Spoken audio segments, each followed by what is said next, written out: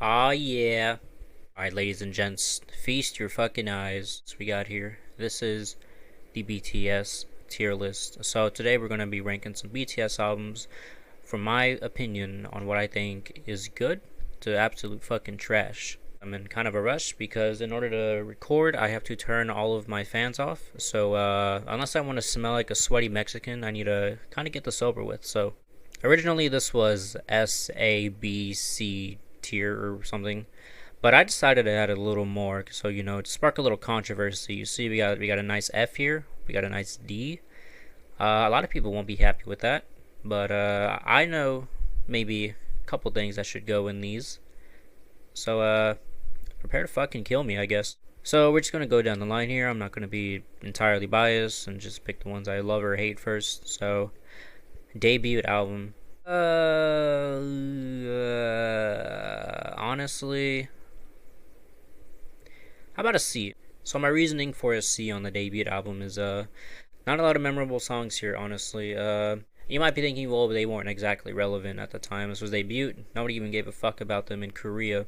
That is also true, but if you were to release any of these songs, I feel like they wouldn't have any memorable impact. And some bangers came out of here. Bulletproof Part 2, No More Dream. Those have to be the favorites for me in this album. The other ones are either okay or some are just flat out boring. So I think this deserves a C. Now we have Dark and Wild. Oh boy. B. Dark and Wild has some amazing shit on this album. What Am I to You is probably one of my favorite intros of any album. Danger is, of course, good. War of Hormone, one of their probably most slept on songs that has a music video out there. Hip Hop File is pretty good. My favorite song off the album for sure, Let Me Know, beautiful. Cypher Part 3 Killer is of course really good. And then from then on, a lot of the other songs don't really appeal to me. The song I'd say would be bad on this album is the Robin Thicke fucking ripoff. I'm not sure what song it is, but when you hear it, it's quite obvious. That's what they were going for. Next, we have the Japanese album. This had a B. Disclaimer, for this album I'm not going to include like the Japanese cover of the other songs. There were 3 original tracks on this. There was Crystal Snow, there was Let Go, and there was Don't Leave Me. And these 3 songs were absolutely fucking amazing for being included on this album. And these 3 songs alone, it definitely gives it a more like to dislike ratio, which is for me 100% because all 3 of them are good. But because it's not really a full album type thing, it's got to stand maybe at a B to be fair. Because having just 3 songs in like the S or A tier would just feel a little weird. I might rank package albums as the recording goes on, but for now I'm not going to do that. I'm just going to skip along to the other albums. So next we have Love Yourself, Her. Where would I put this? A. Now people are probably surprised to hear me say this, because people that know me know that these kind of songs aren't really up my alley. But there's a lot of songs here that easily put the song at an A. First of all, DNA, of course, classic. Serendipity is another solid intro by Jimin. And before the Mic Drop remix came in and just skull fucked the original, this Mic Drop was pretty good when I first heard it. And then there is the hidden track that's my favorite off this album. It's called C. And it's a very touching song, very emotional, very personal. It has a really push the envelope sound for BTS, which I also really liked. And it ended up working out and becoming a solid song. I can't believe it's a hidden track, honestly. Up next, Love Yourself tier. Oh boy. Honestly, if I put Her at an A with the kind of sound, and it's not even a sound I appreciate that much. This has a lot more sound I enjoy, so this goes at an A as well. Singularity is a fucking banger of an intro. Fake Love, of course, is pretty good. The Truth Untold is one of my favorite BTS ballads. And then Airplane Part 2. A lot of people say it's really basic, generic sound, but I don't know, I find charm in it. The whole, like, Korean Latin vibe that goes on there is fucking sick. Outro Tear is an amazing rap piece. Very emotional. So clean. And then you have the songs for me that are okay, like Love Maze, Magic Stop, Paradise. I have to really be in the mood for those songs. And, those are all really the memorable tracks for me. Now we have Oh Are You Late To? Get out the fucking comments, boys. D. Personally, when I did I've done a couple full listens of this album, man. Honestly, I can't tell you I remember anything special really. I do remember, however, Cypher Part 1, which is like an amazing kind of like classic rap type rap. It's amazing. Uh, the other ones I kind of find really like, cringe or a little too edgy. Like, no. It's just like, I like the message, but the delivery is just kind of like weird. Back on Bangtan is pretty catchy, I'd say. Uh, Paulo Gangsan, however the fuck you say that. That one was also pretty catchy, but I can't really say a lot of this is really memorable to me. Fucking A. Okay, I know where this goes. Ooh, this album fucking sucks. Personally, I think this because a lot of these sounds are very just out of very generic. Boy with Love being like the title track, it was okay for a title track. Usually BTS title tracks are the ones that blow you away, or at least keep you entertained. And I didn't really like the Halsey feature. I didn't really like the sound of the album a lot. It's really in that safety bubble sound of K-pop, which some people like familiar type of songs. That's really not for me. The only good song off of here for me was the intro, and that's Persona. I could certainly say I don't like any of the other songs, and one song that I'm just disappointed that they managed to make was Dionysus, or however the fuck you say the last song on this album. But it's just got fucking awful. It's so weird. It's just like some really fucking odd, like punk rock, like rave, like fucking Disney Channel sounding low budget song, like garbage. I don't know. It's so bad. Again, BTS actually fucking popped that out. And yeah, that's what I think of this album, really. School Love Affair. Easily an A. This album has so much charm to it. There's so many memorable tracks that have. They managed to give you a very special kind of feeling. Nothing familiar from other songs, really, in this album.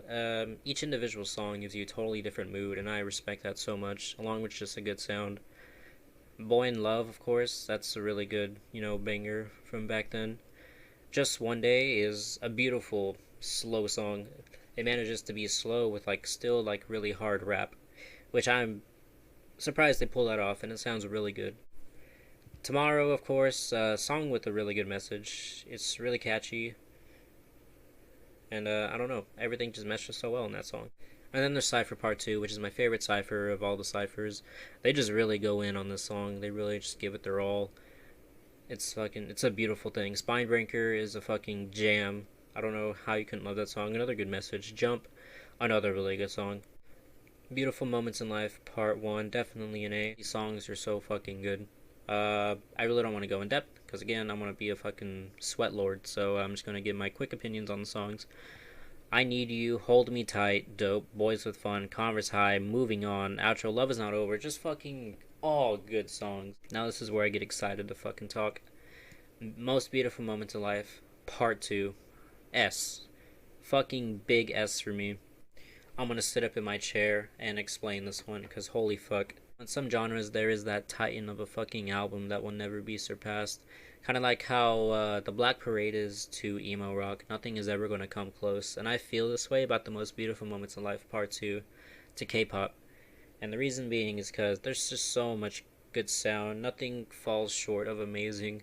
Everything is fun to listen to, and nothing ever gets boring. A lot of it is experimental sound. No song really sounds the same in this album, and it's all good. Usually I pick the goods, the okays, the bads, as I've been doing for this whole recording off of an album, but I can't fucking do this for this album. Everything is so good.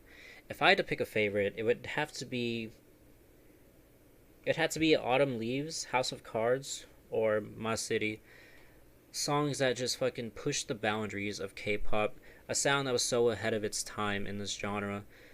I mean, no one has ever come close or done the same from any other group. BTS hasn't come close to the sound themselves from future albums, and I love to see them pick something up like this again. Everything was just so meaningful. You can feel the fucking blood, sweat, and tears, no pun intended, that went to this album. It's so amazing. If you have not listened to this album, I'm not surprised like newer fans haven't heard this album or a lot off of it, because usually these days everything is so focused on the Her albums, and it's It's kind of sad to see this be put under the radar because I think if you give this a good listen, listen to other K-pop, listen to other BTS albums, you will definitely see why I think so highly of this album. Last but not least for albums, we have Wings, and I can put this at an S. The whole solo track idea was fucking amazing, and I'm so glad they pulled it off that well. Just putting the members' personalities into the songs, it just gives you a little bit of insight on what they are and what their sound is. And it's just so smart, especially if you haven't looked into the members, which a lot of people really won't, and that's cool. Some people just like to focus on the music. Good messages that are so personal and relatable. It's fucking insane how good this is. And as for songs as groups, well, there is songs like Lost, The Cipher Part 4, uh, 2, 3, the Wings interlude. I mean, there's so much good stuff to come off of this album. But the thing that doesn't make it come close to The Most Beautiful Moments of Life Part 2, despite being an S, there are some songs I don't like on here. Some that are just so weird and like they have such a try hard sound. Like they were trying to be hype and then it just fell off really hard. As for package albums, these would usually boost them up a tier just because they are all the good, but at the same time they're also a lot of the bad. So as for the package, Love Yourself, I'd put them top spot in A because they're just the two albums here. Now this album is fucking amazing. It is Wings, but it has the addition of Spring Day and Not Today. And the other song I can't name, but it's at the end of the album. And it's just, those three songs are fucking amazing. They honestly give it bonus points. Spring Day is one of my favorite BTS songs ever. It's a masterpiece. Now last but not least, what the SS tier is reserved for. I mean, I saw this coming myself.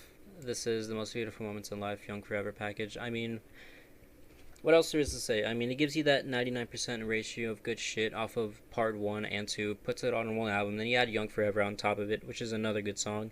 All of the remixes that you get on this album too are fucking amazing. So much amazing shit you can listen to. And this album is fucking great. And yeah, this takes my SS spot easily. Well, that's it, fuckers. This is my rating. Tell me why you agree, disagree. If you want more fleshed out opinions, I can do that in the comments. But, I'm fucking sweating balls, and I think I have a headache now because I've lost so much sweat. I'm just secreting right now. So this is my tier list. And thanks for watching. If you want more tier lists, let me know. Give me your fucking K-pop band, and I will let you know what I think of them and their albums.